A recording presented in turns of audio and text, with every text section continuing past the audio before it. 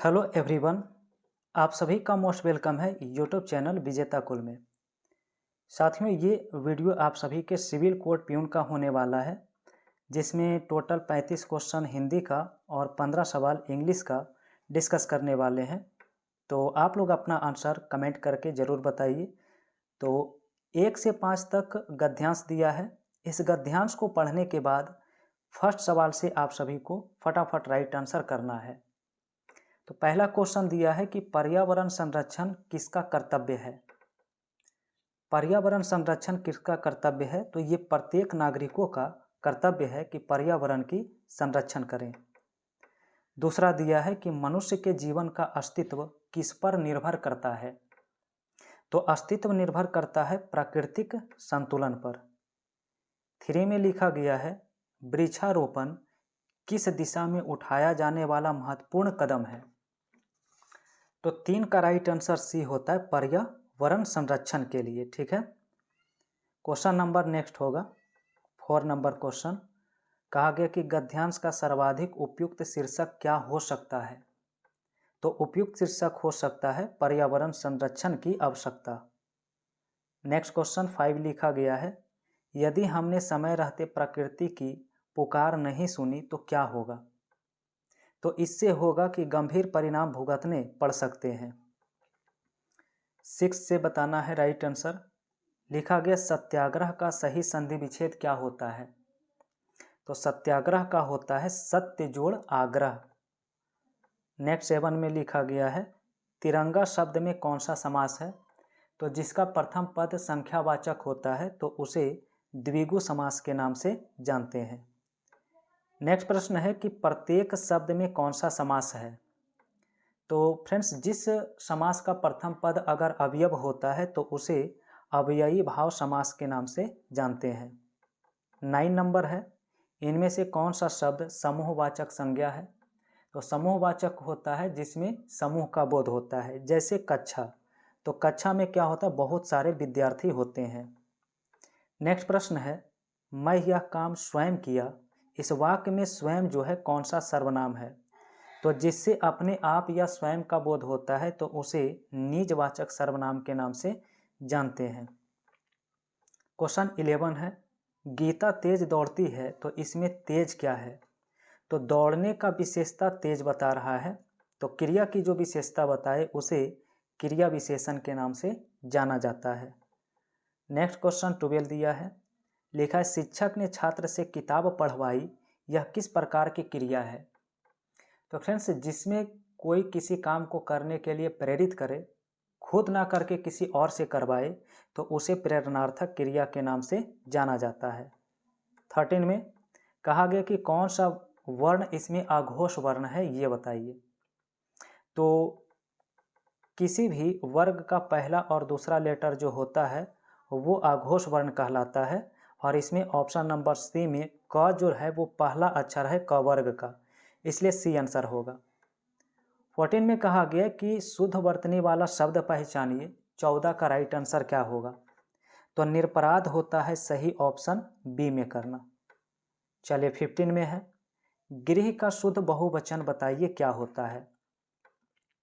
तो फ्रेंड्स, अगर तद्भव के सेंस में देखा जाए तो तद्भव के सेंस में गृह का गृह ही बहुवचन होता है, बट अगर तत्सम की दृष्टि से देखेंगे तो गृह का गृहों हो सकता है।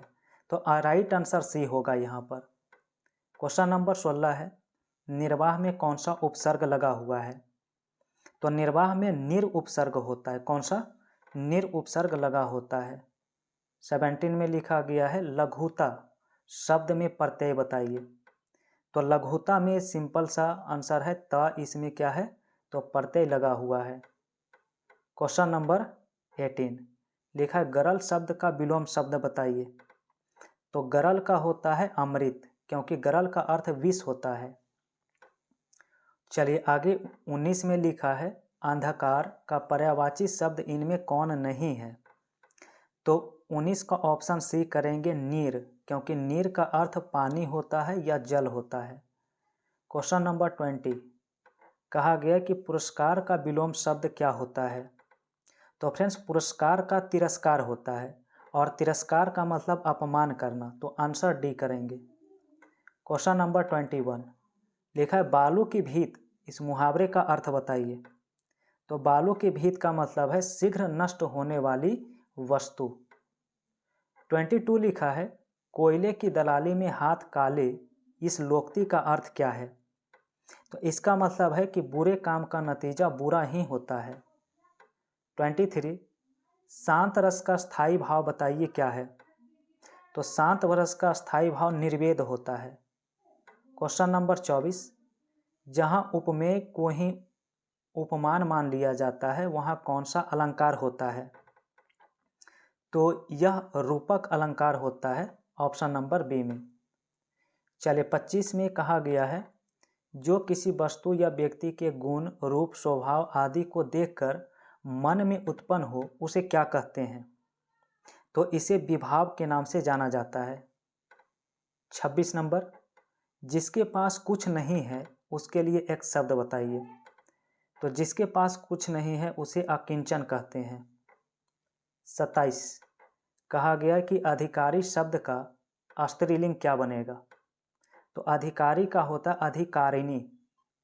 नेक्स्ट है 28 कहा गया है कि मैं कल घूमने जाऊंगा, इस वाक्य में कौन सा काल है।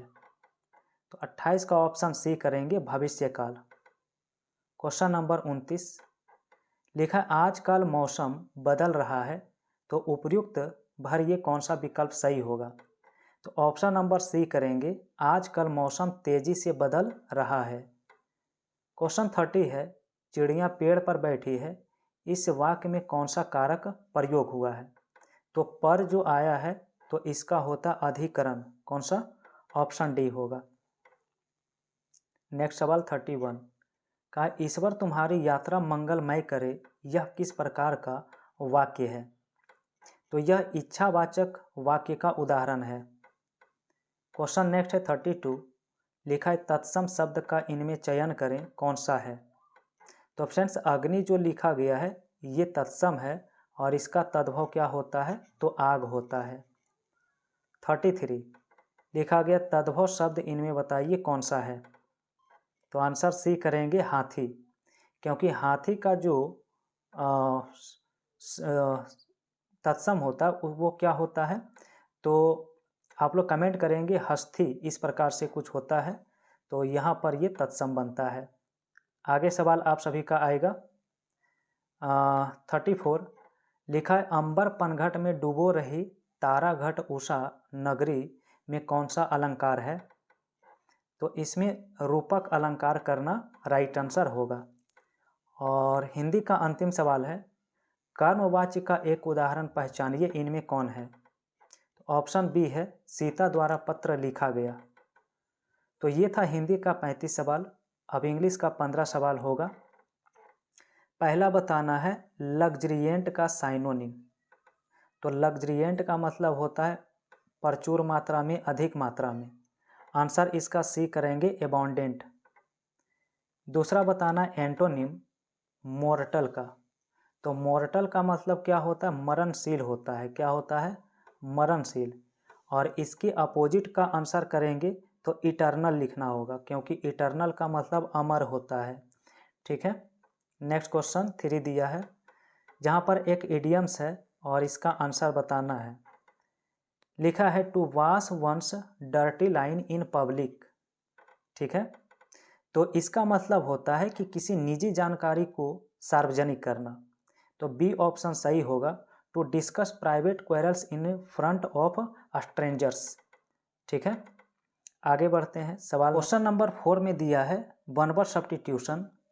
कहा गया है कि a person who is skilled in horsemanship, यानी जो घोड़े की सवारी करता है तो उसे इक्वेस्टेरियन कहते हैं। इक्वेस्टेरियन, ऑप्शन बी करेंगे राइट आंसर में। 5 में लिखा है select the correctly spelled committee.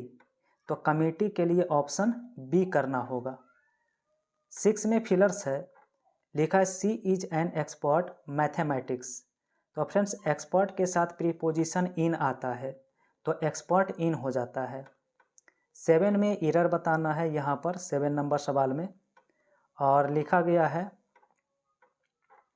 Everyone is aware of the fact that this is her the first time, no error.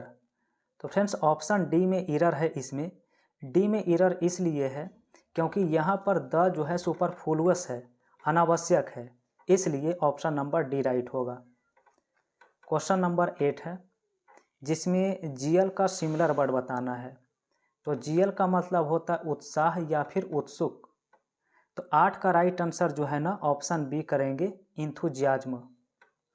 Question number 9 है और इसमें एंटोनिम बताना है गिगैंटिक का। तो गिगैंटिक का मतलब बड़ा या फिर विशाल होता है। तो इसके अपोजिट में टिनाई करेंगे क्योंकि टिनाई का अर्थ क्या होता है, छोटा होता है। क्वेश्चन नंबर 10 है जहाँ पर एक एडियम्स है, लिखा गया to cut a sorry figure. इसका मतलब है किसी चीज़ पर खराब प्रभाव डालना, किसी चीज़ पर खराब प्रभाव डालना। तो इसका राइट आंसर जो बनता है ऑप्शन नंबर सी में, to give a poor performance. Question number 11 लिखा है a state where a few rich rule many poor, यानी कुछ धनी वर्गों का जहां शासन होता है तो उसे प्लूटोक्रेसी के नाम से जानते हैं। क्या कहते हैं, प्लूटोक्रेसी, धनी वर्गों का शासन। 12 में लिखा करेक्टली स्पेल्ड वर्ड। तो वैक्यूम का करेक्ट कौन सा ऑप्शन है, तो ऑप्शन नंबर सी में। 13 में यहाँ पे किस सेगमेंट में एरर है ये देखना है। क्वेश्चन में if she will come I will go with her. तो फ्रेंड्स इफ के साथ जो होता है ये कंडीशनल सेंटेंस लगा हुआ है। तो कंडीशनल सेंटेंस में यहाँ पर फर्स्ट क्लॉज में इफ के साथ सिंपल प्रेजेंट टेंस का प्रयोग होता है, यानी यहाँ पर होना चाहिए इफ सी कम्स। क्या होना चाहिए, इफ सी कम्स होना चाहिए। तो हमारे पास जो ऑप्शन इसका सही करना होगा ऑप्शन नंबर ए करना होगा, इफ ही कम्स।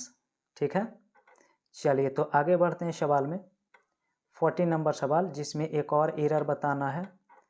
लिखा है neither of the two brothers were present at the party.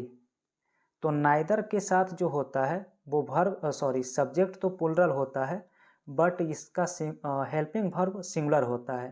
तो वेयर के जगह पे वाज होना चाहिए, यानी एरर इसमें बी ऑप्शन में होगा।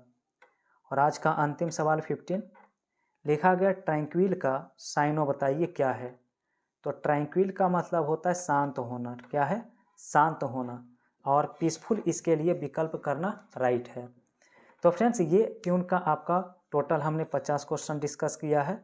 और आप सभी प्रतिदिन लाइव सेशन में जुड़ना चाहते हैं, जो भी चैनल पर पहली बार जुड़े हैं, तो शाम 7 बजे से प्रतिदिन प्यून का लाइव सेशन होता है जिसमें हिंदी, इंग्लिश और मैथ का क्वेश्चन डिस्कस करते हैं। तो फ्रेंड्स आज का वीडियो आप सभी को कैसा लगा है कमेंट बॉक्स में टाइप करिए। वीडियो पसंद आए तो लाइक करिए, शेयर करिए और पहली बार जुड़े हैं तो चैनल को सब्सक्राइब करिए।